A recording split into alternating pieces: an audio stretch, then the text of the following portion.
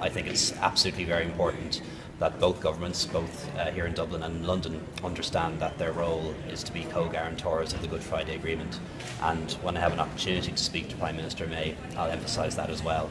because our role as governments here in Dublin and in London is to act as co-guarantors and not to be too close to any particular party in the north, whether it's a nationalist or Republican party or a unionist party, and that's certainly something that I would emphasise in any context that I have with Prime Minister May. I think anyone who predicts the future in politics in the last couple of years has found themselves to be rather wrong about a lot of things, but I do have a sense that the landscape does change somewhat as a result of the British election.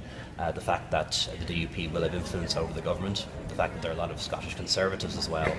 who are not hard Brexiteers, who want to maintain the common travel area, who want to maintain free trade between these islands and between Britain and Europe. So I do think there is an opportunity to soften Brexit, but that all remains to be seen.